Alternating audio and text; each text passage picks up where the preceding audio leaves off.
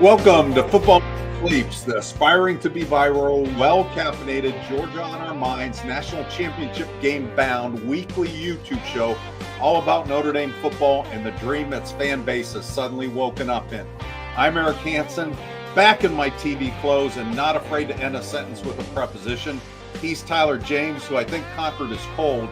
Together, we're Inside ND Sports co-publishers, co-editors, and no, I don't have any extra ticket apologists.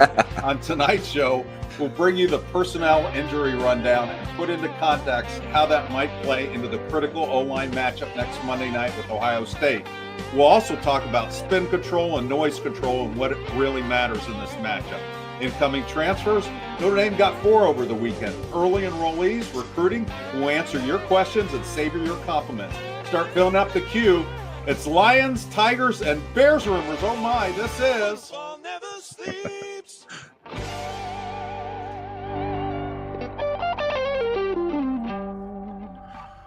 I got tired to laugh out loud twice. That was good. Yeah, you're really taking the shine away from the intro song with all those clips you had in the intro. So, well done, Eric. That was a national championship game level performance out of you. Thank you. All right. Well, before we get the show rolling, please make sure that you're subscribed to us here on YouTube. It is free. It allows you to keep up with all of our videos, and it lets you submit comments and questions during the live shows. Make sure you flatten that like button as well. And even more importantly, I don't want you to miss out on our special promo for InsideNDSports.com. From the moment Notre Dame beat Penn State on Thursday night, we launched our latest subscription deal. New subscribers get their subscription for free until the start of spring by using promo code NDBeatPSU. We want to bring all of you guys along with Notre Dame's ride to the national championship game and all the offseason content that will start in the days following the game as well. You'll gain access to our growing message board community over on the Insider Lounge, our premium football analysis, and all of our recruiting and transfer portal coverage. We're confident that once you hang around our community for a bit, you'll want to stay even longer. So remember to use the promo code NDBeatPSU. There's a link to sign up in the video description below, and it expires on Sunday. So make sure that you take advantage of it now. And I will hand the keys back over to Eric until we get into your questions. So let's have a good hour. And thanks for the compliments. I saw Rajon like my intro. I appreciate that. So our opening drive, we're taking inventory. Let's start with the offensive line, a critical matchup for both teams in this national championship game. Tyler, who's available and who's not, and who don't we know about on the offensive line? In terms of who's available, left guard Billy Schrauth, center Pat Coogan, Emil Wagner, those are the offensive linemen that certainly will be starting for Notre Dame in the national championship game. Who's out is Anthony Knapp at left tackle. He left the game with a high ankle sprain and won't be able to be ready to go for the national championship game. And then right guard Rocco Spindler, who also was knocked out of the semifinal against Penn State. He's more of a maybe, like he's going to try to give it a go and get through practice and tough it out as he's been doing for a few weeks now. Or I guess a few games now. It's been more than weeks considering how long this process takes. But so we'll see who, if Spindler is a go and how long he can play. Will it be a similar situation to what happened in the Orange Bowl, or can he play the full game? I think that's sort of still be determined in terms of how good of shape his ankle will be in. But certainly Notre Dame has to answer the biggest question of who will play left tackle. Tosh Baker replaced Anthony Knapp in the Orange Bowl. Will they stick with that, or will they consider something else? To be determined. Marcus Freeman wasn't giving up the game plan on Sunday's press conference. Okay, I want to circle back to the Charles Jagza in a minute. So from your eyeballs and also what little digging you might have done with Pro Football Focus evaluations, how do you feel like individually, collectively, the offensive line did against Penn State? I would say not particularly well. I mean, given the circumstances, the performance was good enough that Penn State has a great defensive line, and Notre Dame lost 2 of its starters in the middle of the game. Notre Dame was able to piece together a competent line for sure. Struggled in pass protection. Notre Dame schemed up some things in the running game that I think played to the offensive line's strengths and used the angles to their advantage a bit more. especially with some pulling guys and getting some down blocks. So Notre Dame certainly was able to get the job done, but it wasn't a vintage offensive line performance by any means, but good enough. And that's sort of, I don't know. I don't think Notre Dame's offensive line has necessarily been elite a lot this season, but they've been good enough. They've been able to get the job done, and with all the missing pieces and the guys playing through injuries, I think that says a lot positively about what this group's been able to do. What did you think of the offensive line? I thought, given the circumstances and given what Penn State had going for it on the other side, because they're really, I mean, Carter was everything I thought he'd be, and Dennis Sutton was really good, and I thought they held up. I mean, I think at this point we're not looking for them to dominate anybody, right? But we are looking for a standstill. We're looking for a standoff. And at times Notre Dame was able to do that. I thought they were better in the second half. Obviously, they were able to get Charles Jagaza up to speed. I mean, this was the second game in his college career in which he's played offensive snaps. He's played 2. The Sun Bowl last year and this game. So 2 pretty consequential games. He had, I think, 5 special team snaps in the Sugar Bowl. Given how much practice time he's missed in his college career, this either says something about who the other alternatives are, how good Jagaza is going to end up being for this team someday when he can string practices together. And maybe he'll be really good against Ohio State. And maybe he won't play at all, or at least play significant snaps. I mean, that's a possibility. But I thought, given what they were going against, they did what they needed to do to help Notre Dame advance. They cannot be a deficit at this point, but to think that they're going to be a great asset, I think, is asking a lot. So, having said that, is Charles Jagaza either at right guard, left tackle, part of the best case scenario for this team as they go against an Ohio State team with actually better numbers than Penn State on defense? Yeah, I mean, you mentioned like maybe Charles Jagaza isn't part of the equation against Ohio State. That would be shocking to me unless there's some sort of unknown setback that he suffered in the game. I feel like that would be a disservice to Notre Dame's offensive line if he isn't out there now. Maybe Joe Rudolph feels differently, and the way he's been able to manage this season as the offensive line coach, I think we have to defer to him there. But I would be surprised if Jagaza isn't playing and starting somewhere, whether that's left tackle or right guard. I don't know. I don't know if he's better off replacing someone who's hobbled like Rocco Spindler or a healthy Tosh Baker. I think you could make compelling cases either way. To me, left tackle makes a little more sense because, one, he's capable of it. We've seen him play the position. And I think Notre Dame has a capable backup at right guard if Spindler can't go the full game. If Sam Pendleton is needed, I think Sam Pendleton can play. And maybe the most important thing from my perspective is that Ohio State's defensive ends are the biggest concern among the defensive line for Ohio State going into this game. Jack Sawyer and JT Tuimoloau, they're the biggest threats that the Ohio State defensive line and maybe the defense in general has. Certainly defensive tackle Tyleik Williams is a problem to move, but you can help out a little bit easier on those interior positions. So I think you got to make your left tackle position the strongest of those two positions. And if Charles Jagaza is the answer there, I think that's what you got to do. Okay. I like that. All right. Let's do the rest of the personnel report, and then we'll get into some questions before we get into the next segment. Jeremiah Love, what did Marcus Freeman say? How do you decode what he said? He's good. He's good to go. There's not a concern there. He played 32 snaps against Penn State.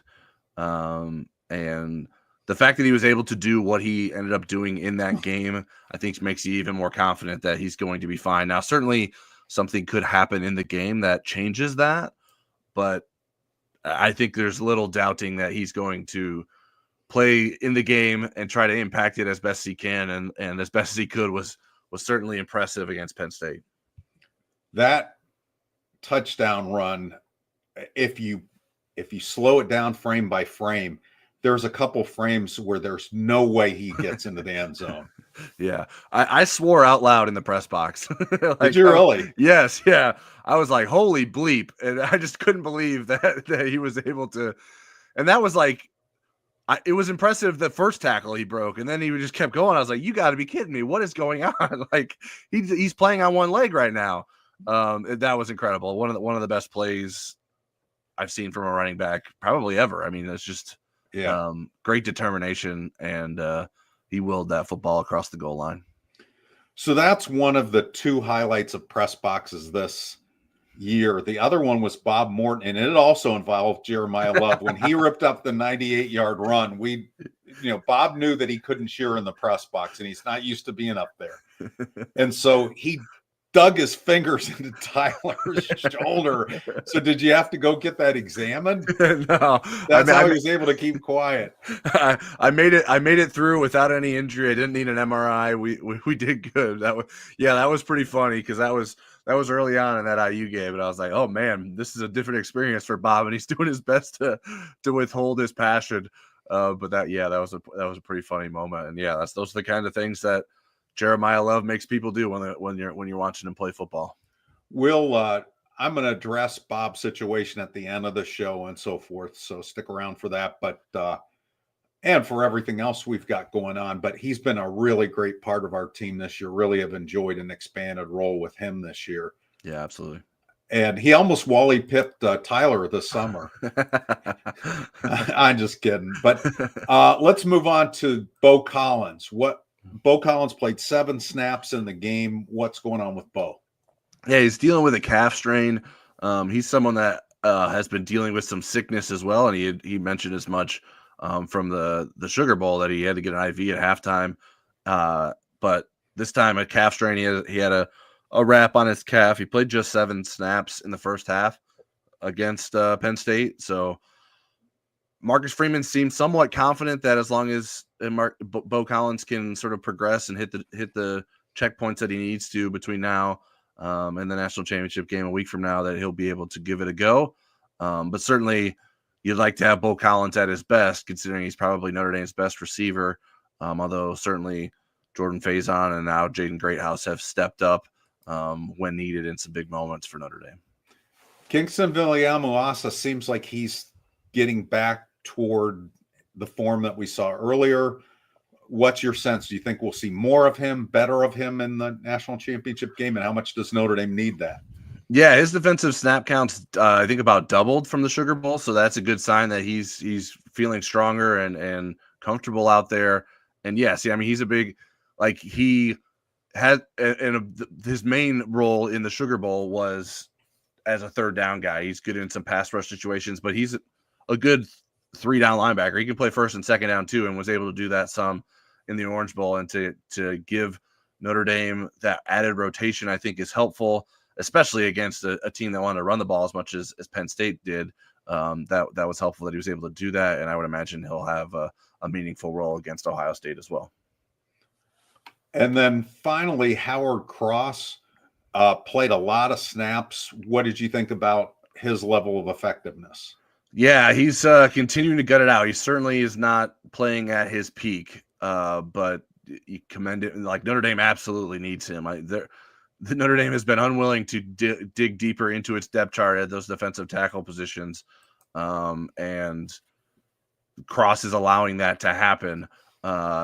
We'll see if that continues to be the case. Certainly a bit of a longer layoff between these two games than the previous 2 games. So we'll see how much better he can feel going into that game. But yeah, he's really, I mean, you see the big wrap on his ankle. It's pretty obvious. You can see it from afar away. He's being limited, but he's doing his best to fight off guys. I think it's probably impacting his ability to penetrate, get in the backfield, rush the passer. He's more doing more taking up space than Howard Cross is probably used to, because he's a guy that uses his quickness and those kinds of things, and that is certainly being inhibited by the ankle injury he's been dealing with. Thank you all for filling up the question portal. We're going to be going to that in just a minute, but I wanted to go one more here with Tyler. The flu. Marcus Freeman mentioned, about it had passed through like half the team. There was a kind of some tweets before the game. You also tweeted that you had been dealing with a cold. Were either of those things overstated as far as the effect on the game? Yeah, I mean, I think it's something Notre Dame's been dealing with for weeks. Like it wasn't like, at least from my perspective or understanding, that all of a sudden, on Wednesday or Thursday of last week, that Notre Dame's like, oh crap, what are we going to do? Some guys have the flu. Like it's been a situation that Notre Dame's been dealing with throughout the playoff, going back to the IU game. And I don't know that it's played a significant role. I mean, Notre Dame certainly still won.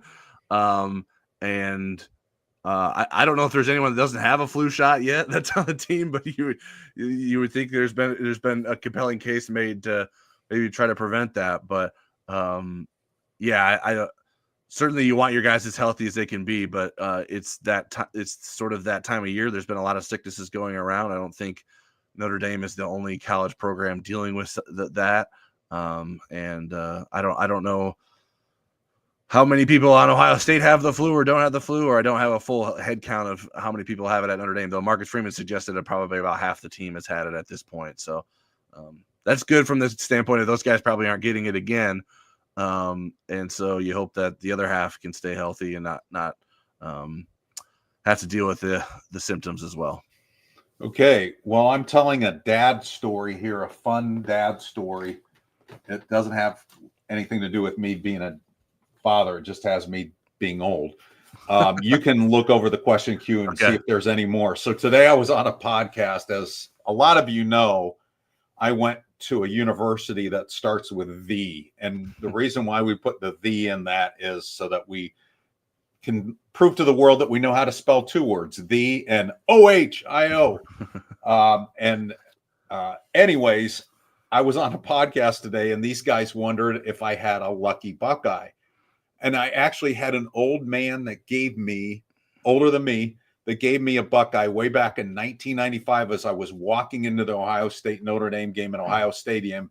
And he goes, "This will bring you luck for the rest of your life." And I've kept it, but I'm not lucky enough to have found it. But when I was looking for it, guess what I found? All right.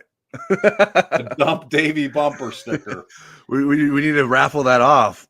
Yeah. So whoever has the best question of the night and gives us their address, I will send them this Dump Davy bumper sticker as a fabulous prize. This is as good as it gets out of our prize closet. This or my reading glasses, which I need to cheat with sometimes.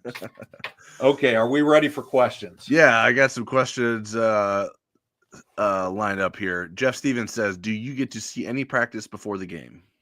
Yes, but not here in South Bend. We will get to see maybe 15 minutes, and that's for B-roll. But we will get to see 15 minutes on Saturday in Atlanta. Yeah, and the practice we saw down in New Orleans before the game was they weren't even wearing pads, so not a lot to gain from it other than sort of who's there, head count sort of situation, and seeing how the guys that are injured are moving around a bit. So not a lot of insight that we'll be able to gain from our own eyes, but certainly we'll do as much as we can to cover plenty with the lead up to the game. Scott Fegan asked, "If we win the championship, will Penn State and others want to go independent?"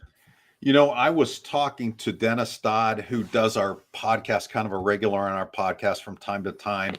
He's the national college football writer for CBSSports.com. And we were talking about a lot of things. And one of them was he's hearing that there's going to be a strong movement in the offseason actually to go that the conferences are going to push to get rid of their championship games, that all the teams will have kind of the same spacing between the end of the season and then when the first playoff weekend is. and they'll just get rid of the championship games. They'll have to figure out how to determine their champion in a different way with probably some coin flips and a raffle or whatever. But that's the direction that's going. But I like the humor there too. I like the twist on that. Scott. Yeah, I mean, I think it was Chip Kelly. I don't know how long ago now was arguing that. Yeah, Ronnie was still at teams, UCLA, but pretty close to moving to Ohio State. Yeah, more teams should do what Notre Dame is doing, and whatever the future becomes, like who knows what the future of college football looks like and how aligned with conferences teams are. But yeah, I mean, Notre Dame is able to do it for a reason. They've done it for so long. It has the name brand. I don't know that a lot of teams could get away with it at the same level that Notre Dame does. I don't think so either, but I do think it's interesting when you talk about that, because why are there conferences at this point? I mean, it's for scheduling, it's for media rights, but you're starting to see within some conferences teams saying, well, we want a bigger piece of the pie because we're the name brands. I mean, Clemson and Florida State want that in the ACC, and Florida State doesn't have a lot of bargaining power right now in terms of how good they are, but they are a strong brand over time. All right. I'm going to throw you this question, and I'm going to try to clean my camera because folks are giving me a hard time for mine not being as high quality as yours. Mike DeVoy asked, which of the transfers do you feel will have the biggest impact in the 2025 season? Okay. So Devontae Smith, we've got a couple wide receivers. We got a kicker, 2 defensive linemen, a safety, and a reserve tight end. I'm going to say the 2 that I think, and I'll narrow it down to 1. So the 2 that I have narrowed it down to are Malachi Fields, the boundary receiver from Virginia, and Devontae Smith, who will play nickel. We've seen how valuable that player has been the last 2 years as a transfer, Thomas Harper, and then this year, Jordan Clark. Devontae Smith, I think, profiles as good as those guys, maybe even a little bit better walking in the door.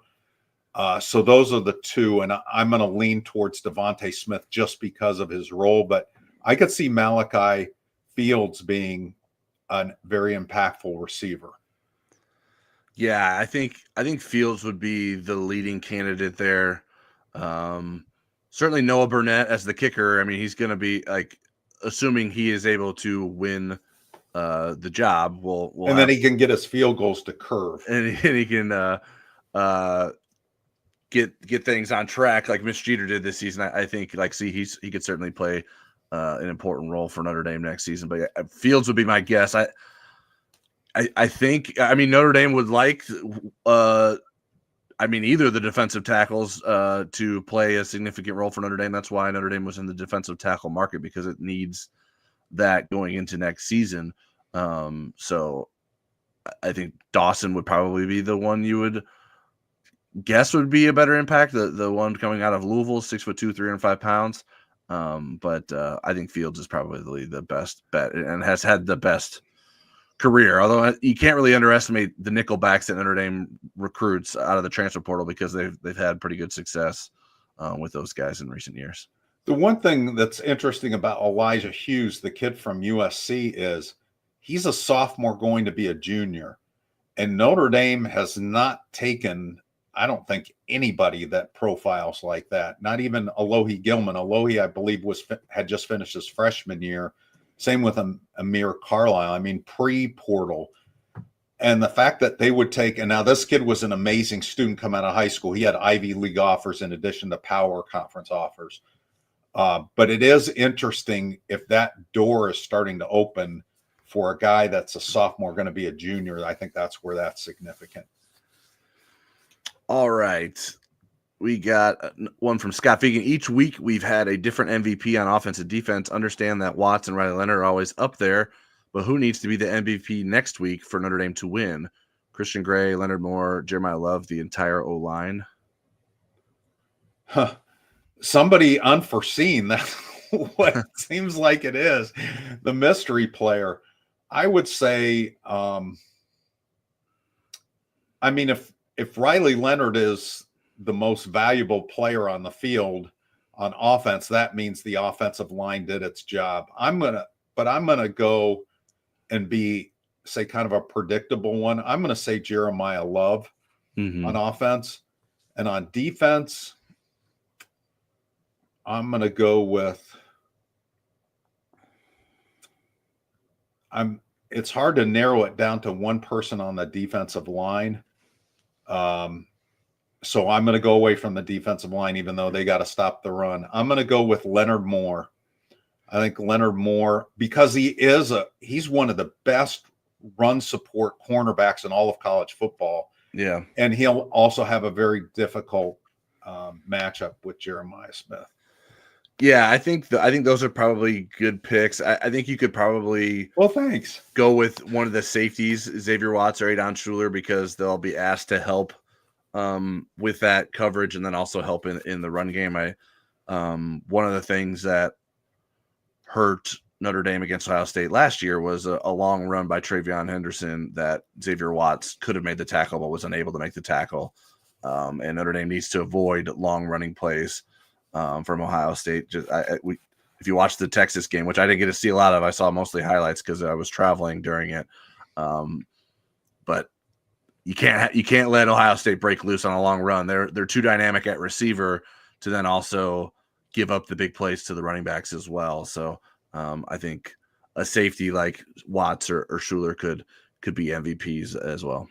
Bob Alvey said Armando Allen to something. I'm not sure, because the things are kind of coming in out of context for me. I'm not paying as much attention. But if you were thinking he was a transfer, he was an early enrollee. And if you were thinking he's going to be the MVP of this game, he's not still on the team. Rajon says, is Adon Schuler healthy? As far as I know, he is. No one asked about him not being healthy, and I don't remember him getting hurt in the game. Yeah, I think he missed a little bit of time in the first half, maybe. But I think he's going to be able to play, and maybe he's not 100% healthy, which a lot of these guys aren't, but I expect him to be available for Notre Dame. He was healthy enough to get the penalty, wasn't he? Wasn't that on him, the pass interference penalty? Oh, yeah, the one in the end zone on Tyler Warren, right? Yeah, that was him. Although they originally called it on Watts, but I think it's because Schuler's 8 jersey was rolled up, so it looked like a 0. Okay.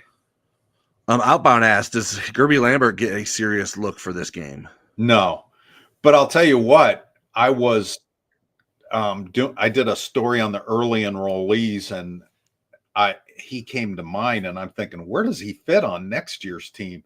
I mean, this is an amazing athlete and an amazing prospect, and you're like, could he not be in the starting lineup? And I think you could make a case that he wouldn't be, but if there's going to be somebody that upsets the depth chart, I guess he would be a candidate to do so. Wouldn't you think, Tyler? Yeah, I would think so. But yeah, not in this game, but yeah, when it's asked as, will he get a serious look? Anyone who's walking past the offensive line huddle when they're practicing, you just hear like, wait, who's that guy? He stands out. Certainly Tosh Baker does as well. But Gerby Lambert has a bright future, but I would be surprised if it became called upon in this game. He just hasn't been to this point. There's been other instances where maybe he could have been called upon. I mean, we didn't really see him in much game action. I know they were trying to redshirt him right toward the end of the year, but even in some if you say mop-up moments, we didn't see him. Yeah, I mean, if he was ready to play in this game, he would have played last game. He would have played when Anthony Knapp went out. So, I mean, unless you're talking about worst case scenario where a bunch of tackles get hurt, I don't think Gerby Lambert's entering the game all of a sudden as a starter or something like that. Rajon says, do you think Aeneas Williams is in the process of passing Jadarian Price on the depth chart? I don't think so. I don't, but he does more things well. I think Jadarian runs with more power. Aeneas does, for his size, amazingly well. I think Aeneas is better in pass protection. I think he's the better receiver. But I think Jadarian Price is a guy that can get you some really, really tough yards. Now, next year, this will be interesting because Love is coming back. Love can't go into the draft. Jadarian he could go into the portal.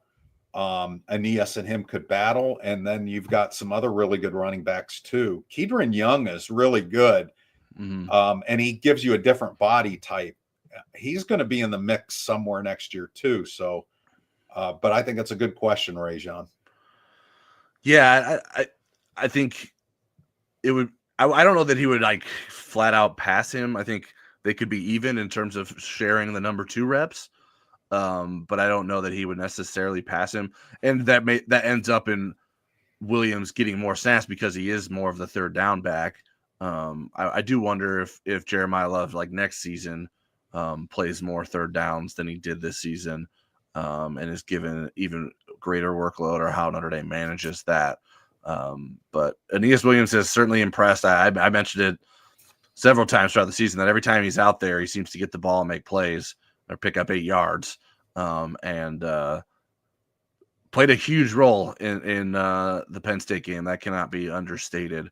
But Jadarian Price has played huge roles in pass games for Notre Dame as well, and I don't think you want to sort of give up on his ability as a runner. Whereas Aeneas Williams is a superior pass catcher. I think that's pretty clear.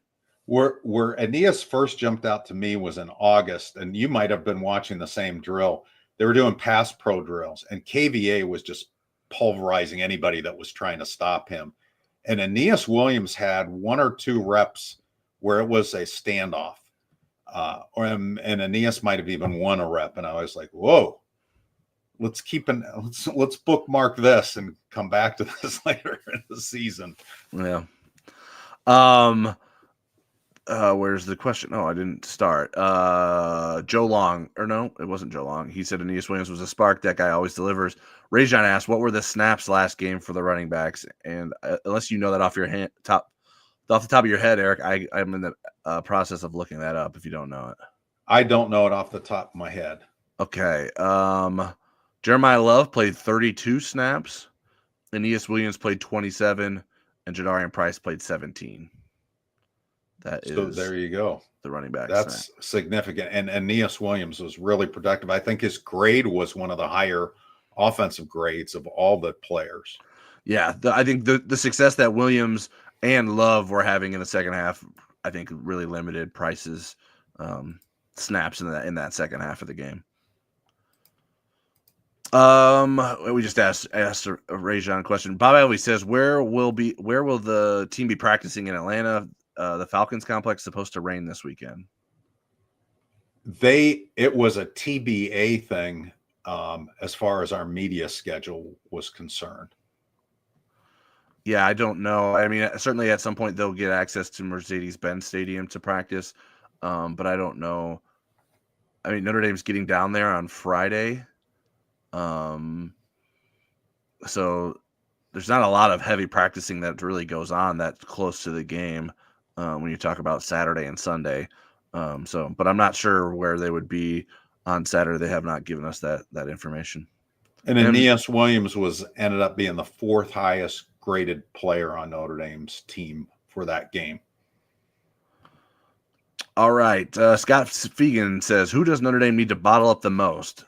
Jeremiah Smith, Travion Henderson, or Emeka Egbuka? Or anyone else, I suppose, would be acceptable too. Well, they definitely want to get Ohio State in 3rd and long situations, and so you'd want to win the running game there. But I mean, I think you have to check all those boxes, and Yeah. I don't know that bottle up is maybe the word that we're looking for, but at least limit them from. I mean, they're all game breakers for different reasons. Egbuka had a really good game against Texas. I think Notre Dame matches up with him better with Jordan Clark than a lot of teams do. I would imagine Leonard Moore would get Smith, and then Henderson goes against, the front 7 and the whole defense and so forth. But but I would say you could survive maybe Ibuka having a bigger day than the other two guys. I think the other two having bigger days would be a bigger problem for Notre Dame. Yeah, I think Smith is the one that just has the potential to really make back-breaking plays, and so you have to prevent that. Like it would, like Notre Dame's probably not winning a game if Travion Henderson is going off either. Like because like a running back having great success against Notre Dame is not good.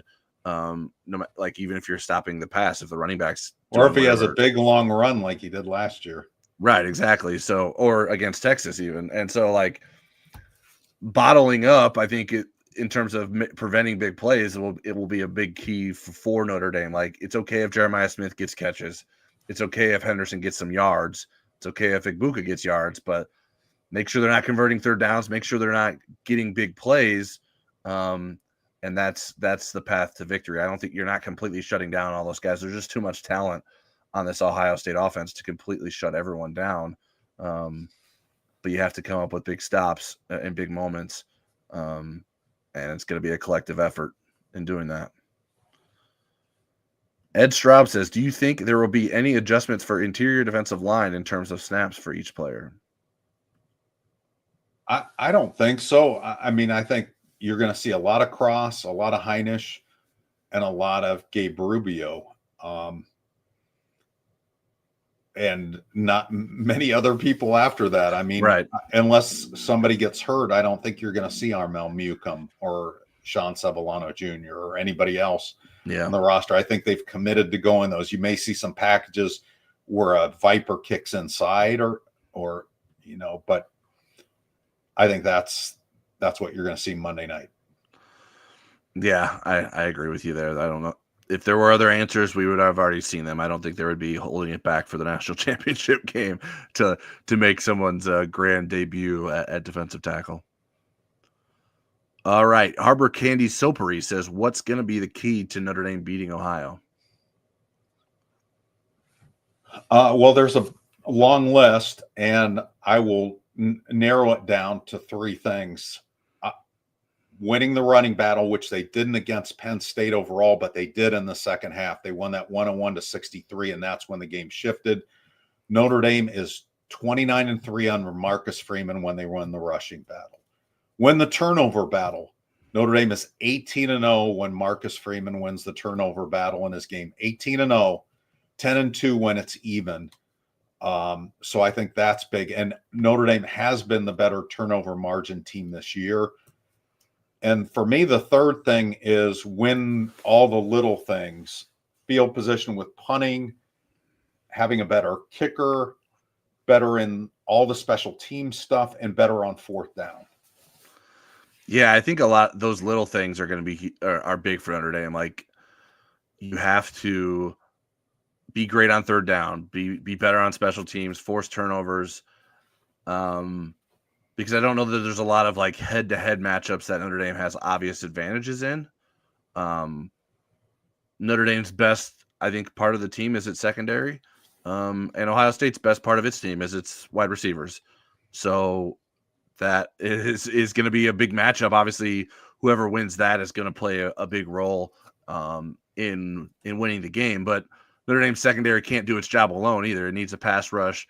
It needs pressure on Will Howard to prevent extra time for the Ohio State receivers to get open. So I think Notre Dame has to limit the Ohio State passing game and prevent those big plays, like I mentioned before. I think that's a massive thing. Like that's one of the things that Michigan did against Ohio State. Like Ohio State wasn't getting its big plays and forcing Ohio State to try to grind out possessions, and Ohio State wasn't able to have success doing that.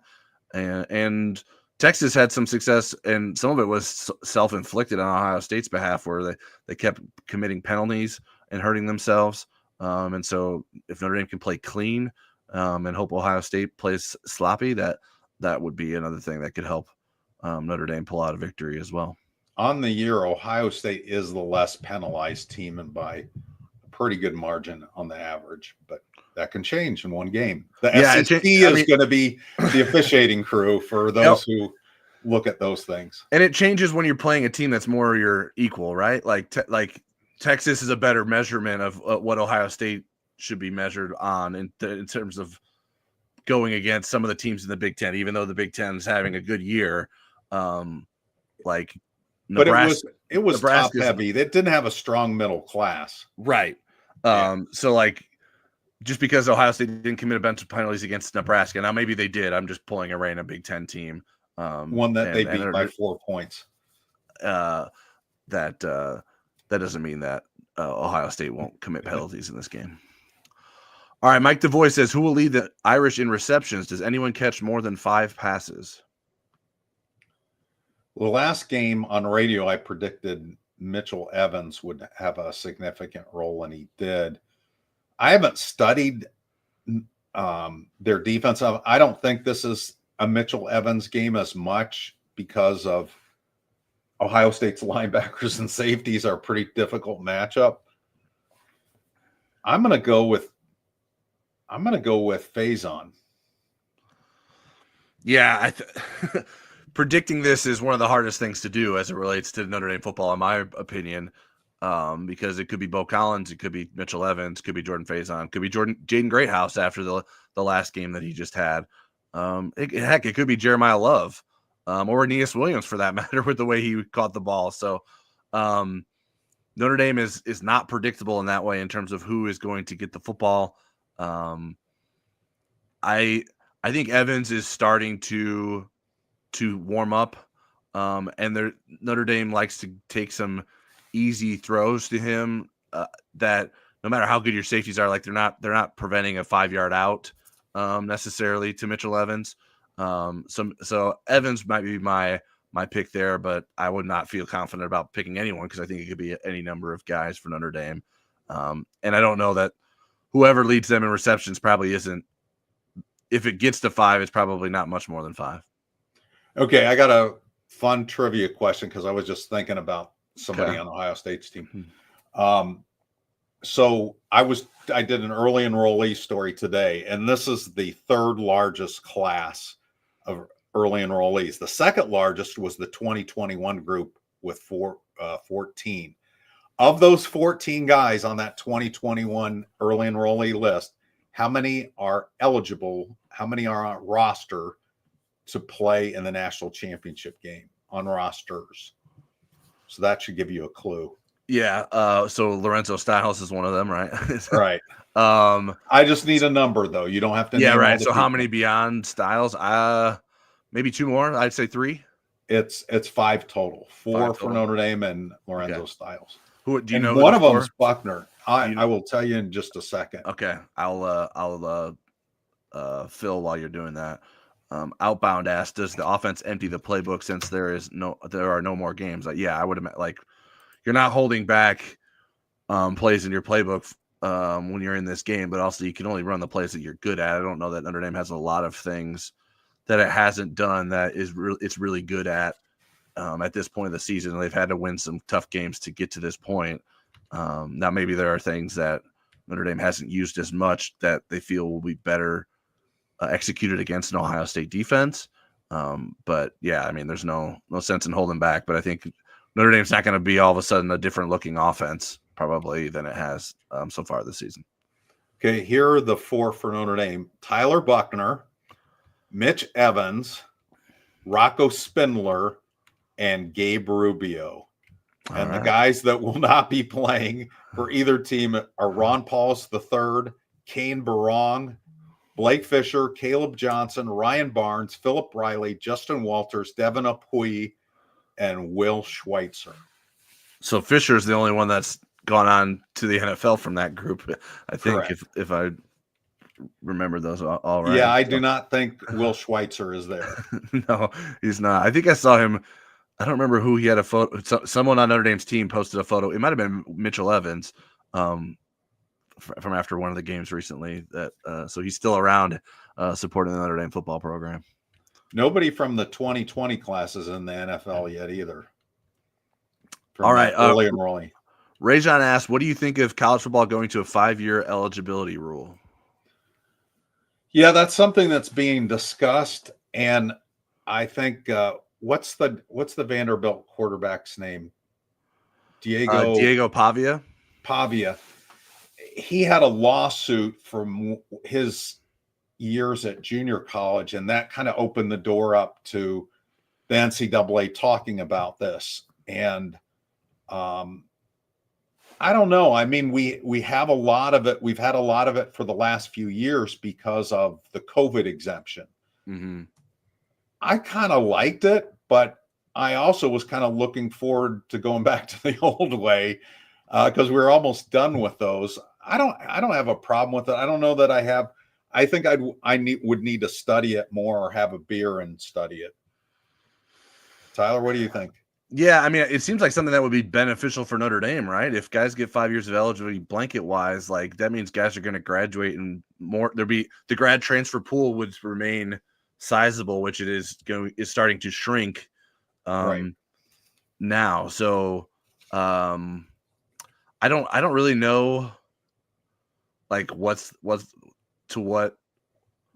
it's being put in place. Like I don't know what the argument is. Well, I think some of it. With Diego Pavia won his lawsuit, right? And they want to give him extra years of eligibility because they said he missed out on NIL being at junior college or whatever. And it's a little bit convoluted, but it does have some carryover. And they thought, well, why don't we just give everybody an extra year? And they also, I think, like maybe the flexibility it gives players as students. I mean, especially with these guys that are transferring like 3 and 4 times. I don't know how they're going to get their degree. How many of those credits transfer every time? You know? Right. So it's like, well, I'm a freshman and I'm 26. All right. Jeff Stevens says, given the perceived tension in the pregame presser for James Franklin and Marcus Freeman, do you anticipate only excessive niceness for Freeman and Ryan Day? At the press conference? Yes. As long as Lou Holtz doesn't show up. Yeah, James Franklin's whole thing was weird. I don't know what, like, it felt like James Franklin, that press conference, like, this is my moment. Like, I want my voice to be heard. Now, maybe James Franklin is like that all the time on a weekly basis at Penn State. I don't know, but I don't think he has the same people paying attention to him that were at the Orange Bowl press conference. And I don't think Marcus Freeman enjoyed that so much when he's James Franklin asking about his age and talking about his hairline, and being so strident against Notre Dame being not in a I think that was the one. I think the other things, he was trying to be funny, and sometimes those don't hit. I don't think Marcus Freeman came into the room in a good mood to begin with. He didn't seem to enjoy the whole spiel that, for whatever reason, the Orange Bowl gave about the media arrangements while those coaches were sitting at the podium. But so I don't think it took a lot to sort of rankle Marcus Freeman in that situation. Yeah, I don't expect there to be that same sort of awkwardness that was at that press conference. All right, Gary B says, how did Ohio State lose this year? Why are they not undefeated? No one was singing their praise before the playoffs. I said that was the most difficult draw in the playoff. I said if Notre Dame had to draw somebody, that's the last team that they wanted to see. They're really good. I mean, they lost a 1-point game at Oregon, which is a very good team and a very difficult place to play, when their quarterback didn't get down fast enough so that they could get their field goal team on the field. They ran out of clock. They couldn't call a timeout. Otherwise, they would have had a chance for a game-winning field goal. And then the Michigan game, Tyler, you explain that. The Michigan game, like, Michigan made it as ugly as they could, which is sort of those. It's interesting because they're two opposite games. Ohio State lost at Oregon because there was a shootout, and Ohio State just couldn't score enough points to beat Oregon at Oregon. And then it lost to Michigan because it couldn't score enough points at all. Michigan played good defense. Ohio State struggled to run the ball. It just had 77 rushing yards to Michigan's 172. But Michigan passed for just 62 yards. Ohio State threw a couple of interceptions. That played a big role. Didn't they miss a couple of field goals too? Michigan threw a couple of interceptions as well. I'm trying to see if there's field goal. Yeah, Ohio State missed a couple of field goals as well. So Ohio State did not play a clean game against Michigan. Oregon and Ohio State was like a great game for both teams. I think like defensively, neither team played particularly well. Like the offenses were just humming. Whereas Michigan sort of drug Ohio State down to its level. And I think Ohio State maybe stubbornly was trying to prove it was tougher than Michigan. And that's not Ohio State had different paths to victory than that, in my opinion. And so like, I think Eric has a question on the outline that I don't know that we'll get to tonight about Ryan Day as head coach. And I think some of the criticism for Ryan Day that makes sense to me is that there seems to be like this want and desire to be a tough, hard-nosed football team, which it can be in some instances, but sometimes it has so much talent elsewhere that it's like, you don't have to do this. Like, you don't have to try to pound the ball. You don't have to rush 26 times against Michigan because you have the receivers that can make plays against Michigan secondary. And so like you can sort of see after the Ohio State Notre Dame game last year, like he wanted to make a big thing about how they were tough and where's Lou Holtz right now because he didn't like the commentary that Lou Holtz I want to beat up a guy in his 80s. So, yeah, I mean, I understand Gary's question. Like, listen, if Ohio State's this good, how do they lose twice? But that doesn't mean Ohio State isn't this good, and it's not going to be a full challenge. Like, everybody's got at least one loss. Yeah, I think it's the most talented team in college football, top to bottom, and like across positions. And that's why Ohio State was able to get to where it is at right now, playing for the national championship game. And somehow they outcoached Kirk Cignetti. And remember, tonight's best question gets this. All right. I think that's all the questions we have, unless you have any insight to Ryan Day using Just for Men.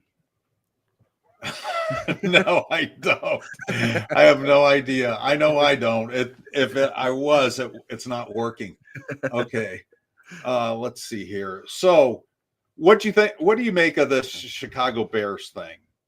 You know, that they obviously spilled this out and they want it known that they want to interview Marcus Freeman during the busiest week of his life. So what do we make about that? Well, so as a Bears fan, I've sort of followed this search, but like not as closely as I normally would, just because of Notre Dame's ongoing season. But the Bears want to interview everyone. I think I came up with a list of close to 20 guys that have either interviewed or the Bears have reportedly requested interviews for. We're talking Pete Carroll, Mike Vrabel, Ben Johnson, Mike McCarthy, who's the Cowboys head coach, who's now the former Cowboys coach. They didn't agree to terms on. I think David Shaw is on that list. Matt Campbell has been a name. So it seems the Iowa State coach, the Iowa State team that's better than Notre Dame. So it seems to me that the Bears want it known that we are doing an extensive search. We are leaving no stone unturned. And Marcus Freeman's one of the hottest names in football right now with what he's been able to do with Notre Dame. And so wanting to interview Marcus Freeman to get a sense for what's worked for him makes sense. But like the reality of if they're going to wait till we need to get to the reality part. What's the reality? The reality of, are they going to wait till Notre Dame finishes its season to interview him? I don't know. Would you think Marcus is even interested? It doesn't seem like it. I think his coaching style works best in college, from my perspective. Now, granted, we have a short resume in terms of him being a head coach, but like a motivator and a coach's got like that, a player's coach, like that's a college thing. That's not as much an NFL thing. If Marcus Freeman is the next Bears coach, I will print up Dump Hansen bumper stickers and give them to all of y'all. To me, like I have no idea what the Bears are going to do. The Bears need an offensive guy. Like that's their problem. Like they have Caleb Williams. They got to fix what's going on with the offense. And so I don't know that bringing in a defensive guy like Marcus Freeman makes a lot of sense. But I don't know. Like I don't see it going that direction. But I understand why they would have interest in talking to him. I think Marcus Freeman has certainly tapped into something as a head coach, as a young head coach, that I think people could probably learn from. Okay, Marcus's spin on playing Ohio State, his alma mater. What did you think of his answer there? And can you kind of crystallize what he said? Yeah, it was hilarious. He gets asked, "Is this a full circle moment for you playing against Ohio State, coaching against Ohio State?" And he made it. He first turned the question into like he pretended because he knew full well that the question was like, "Oh, you mean since we lost to Northern Illinois early in the season?" But no, and then he's like, and then he came around and answered the question for what he knew it was about, was that this isn't about me. It's not about the past. That Notre Dame's focusing on its goal, and it makes a lot of sense. And he's the one that can set the tone for that because he's going to receive these kinds of questions. And there's no sense in him sort of making this about himself. He hasn't all season long. It's been about the team. Team glory is one of their big catchphrases this year. And he's continuing to sort of live that with the spotlight on him. You know what I like the best about his answer? What's that? I get to use it. People ask me, who are you rooting for? This isn't about the past. This is about the opportunity for Inside ND Sports to cover a national championship game and do it the right way. That's right. Okay. Win the interval, Eric. Win the interval. Marcus on the motivation. I thought that was a classic answer when somebody asked him about the revenge factor or whatever, and he said, man, if you need extra motivation to get up for this game, that was pretty funny. That was my answer to that question. Yeah, I think that is true, but he has gone to this well plenty of times before. Like they use old USC games or the Clemson games or different games in the past as motivation. So, but this is the national championship game. This is what you've used all those other tactics to get to this point. Right. But anything that can make your guys motivated, I think you use. And I think there is motivation. Well, it's like saying, do you want the appetizer or do you want the T-bone now? I want the T-bone now. Don't give me the appetizers. Right. I mean, there's still going to be things that he's highlighting to remind them of like, hey, we haven't beat this team the last 2 seasons. We want to go out, win the national championship, and beat this team that has beaten us 2 years in a row. We, as the coaching staff, aren't going to make mistakes like letting 10 guys on the field for a critical play. I think they're to pretend that it's not going to be mentioned at all. I think it is kind of silly, but it also isn't going to be the main thrust of Notre Dame's motivation to win this game either. There's a national championship on the line. That's what they've been playing for all season long. I can vouch that they do have math classes at Ohio State because I had to take a bunch of them. Okay. Do we want to dig into the matchups at all? Do we even have time to do that? Or I think do we want to get we've covered most of it. Is there anything that you have notes on that you want to share that we haven't covered? Well, I think we've done a good job with that. Maybe let's talk about the grad transfers and the early enrollees real quick. And if there's any more questions that we need to hit, and we need to do our tribute to Bob Morton too. Okay. So 4 grad transfers over the weekend. There were 4 in December. We've talked a little bit about the group from positional standpoint. There's a couple wide receivers, a tight end, a defensive back. Those were the early ones.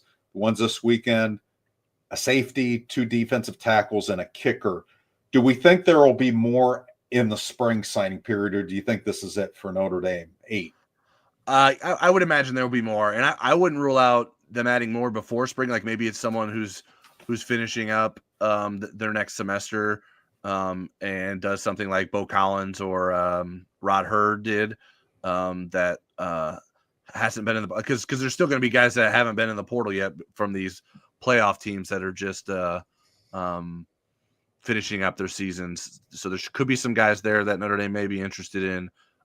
So I wouldn't rule out that they add someone before the spring, or certainly in that spring period. I don't think Notre Dame is totally done. And then by the spring, they'll have a better understanding of how Roster many limit.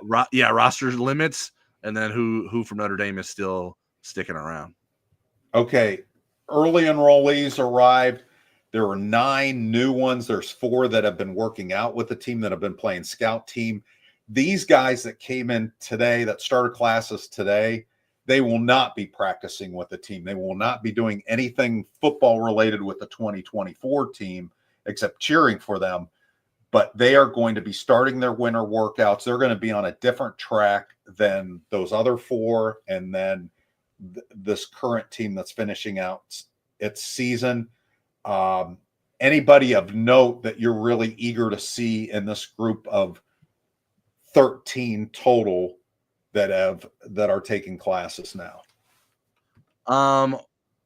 I think we talked about some of the early guys like Faramo and Jadon Blair. Anybody else strike your fancy kind of walking? Those are the guys that I'm the most interested in. I think Elijah Burris is the best receiver in Notre Dame's class from my perspective. Can he find a role? I think Nolan James Jr. is a sleeper at the running back. Those 2 guys are teammates at DePaul Catholic in New Jersey. I think the offensive line guys are future help. Like, it's not immediate. If Garby Lambert can't get on the field, these guys aren't. And these guys are pretty good, but Garby Lambert is the bus guy. He's the guy that gets off the bus and says, that's Notre Dame football.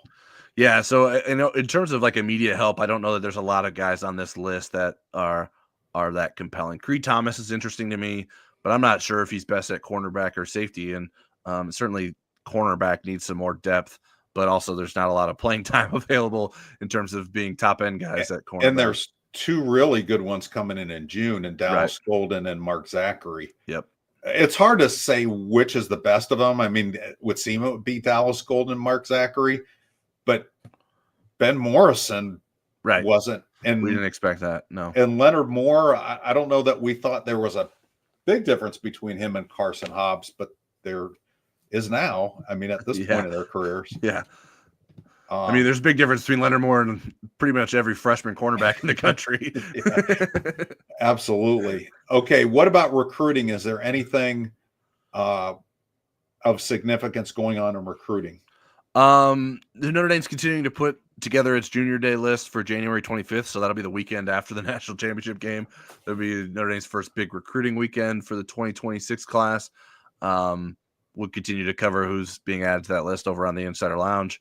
And then I had some items today about a couple of top lists from 2026 targets. Texas defensive tackle Tiki Hola. He included Notre Dame among his top 5. And Florida safety Zach Fort included Notre Dame among his top 6. So there's more information about those guys over on our message board as well. You guys are all in our top 5. Do we have any more questions we need to hit? Ray John asked, when we were talking about transfer portal guys in terms of guys that they may add, what positions? Do you have any suggestions? I don't know. I didn't ask if you thought there would be any more additions. So maybe you don't think we don't know all who is leaving. But right now, maybe a cornerback if you're thin there. I can't. Maybe an edge guy, depending on how the rehabs are going for both Botello and Boubacar Traore. Right now, they're in a good place, both of them, a good timeline, but they both had serious knee injuries, and I think sometimes the timeline is more optimistic than what reality is with those serious knee injuries. Yeah, I would add tight end too as a potential, because the Cooper Flanagan injury happened. And it's an Achilles injury, so my expectation is that impacts his availability for next season as well. Yeah. So if that is as severe as could be feared, that may increase Notre Dame's want and desire to maybe add another tight end, even though they already added one. But Evans is gone. We don't know. I mean, is Bauman even serviceable if he comes back? I mean, he's a great story and a lot of courage, but I don't know that you're going to get a lot out of him. Right. And then there'll be guys like Max Hurleman that you don't even know about, and is a walk-on transfer. Like, guys that are sort of afterthoughts that may end up ending at Notre Dame. Although, like with the roster limits, it's unclear of what sort of recruitment of those types of players will happen. That would certainly be dependent on the room left on Notre Dame's roster. Outbound says, one last question for me. Can we see a rule change that lets transfers play immediately like this last portal that opened? You mean like in the national championship game? They would probably take Dawson a few snaps if they could work him in there. Yeah, that would be chaos. It's already chaotic enough as it is. It is so very chaotic. I don't. We even there was a kid that transferred back to Penn State. Yep. That had left Penn State, and Penn State got three of their bigger stars said, "I'm coming back." Yeah, both the running backs and then Drew Aller. And denied Dennis Sutton said he was coming back too. So okay, the list keeps getting bigger there. There's a motivated group, that Penn State group, after losing in the college football playoff semifinals. Rajon says, will there be a Football Never Sleeps show next Monday, or are you guys busy? We have moved it to Wednesday after, but we're going to have lots of video content as long as we can figure out how not to break the camera down there. We'll have lots of content down from Atlanta. I've got some plans, and we'll definitely have written content. And for those of you who are not subscribed to the channel, please subscribe to the channel because it's free. For those of you who are not subscribed to the site, guess what? It's free from now until spring. So whatever, smash the like button or whatever. Tyler will tell you how to do that. But I wanted to say one thing before we got out of here. Sure. And that's about Bob Morton. Bob was going to do a Into the End Zone episode with me after the Orange Bowl game. He was called to his mother's side in hospice at halftime of the Orange Bowl game, and she passed away on Monday. And he's in a good place with this because she was in a lot of pain. But our prayers and thoughts and my heart goes out to him because he's just been a great teammate for us and a great friend to me after his playing days. And he's one of the people that I think the most highly of, just the class that he has. And so he is going to be in Atlanta. I think he would like to do some stuff with us. We're not quite sure what it's going to look like, but you guys have been great with, showing up for the Into the End Zone, especially the chaotic one after Indiana where we had to drive home because ESPN wouldn't let any live broadcast go on from campus. So we appreciate that. But that's all from me. And thank you all for being here. Thanks for putting up with me. And I'll let Tyler close it out. Yeah. And pick the winner of the sticker. It'll be a fun time. All right. So I got to pick the winner. Why don't you pick the winner while I'm saying goodbye to everyone and tell them about the promo code? I can't pick the winner. I wasn't picking the questions. I don't even know who asked them. All right. Well, let me read the promo and then I'll scroll back through some questions to see who I determined to be the winner. Okay. The promo code that Eric mentioned is NDBeatPSU. If you are not a subscriber to InsideNDSports.com, and you sign up by this coming Sunday before the national championship game, you will get a free subscription until the end of spring, and that's March. It runs through March 20th. So that gets you plenty of coverage, obviously leading up to the game. All of our inside coverage for that, the reactions after the game, whatever sort of transfer portal, coaching cycle changes come in the off season. Whatever sort of recruiting coverage, obviously we mentioned the junior day that'll be after the national championship game. So if you want access to all that coverage, subscribe to us at InsideNDSports.com. And you can do that for free with the promo code NDBeatPSU. There's a link in this description below. If you can't find it, there's a banner on our homepage at InsideNDSports.com that will take you there as well. Appreciate everyone for tuning in. Like Eric mentioned, we're not exactly sure how everything's going to look in terms of what we're doing from Atlanta, but we're planning to bring you video coverage. We'll all be there in person, so that ironically makes it a little bit more complicated in terms of driving or doing this live on YouTube. but we will make something happen. May not be live, but we'll definitely have some video content so you guys have access to our thoughts. But we'll try to do something live so we can have interaction with you guys, because it's certainly the questions you asked does a lot of driving of the show and the discussions that we have. But appreciate you all tuning in. Make sure you subscribe to us here on the channel to not miss any of that content we'll have from Atlanta, and enjoy the week. We are just a week out from the national championship game.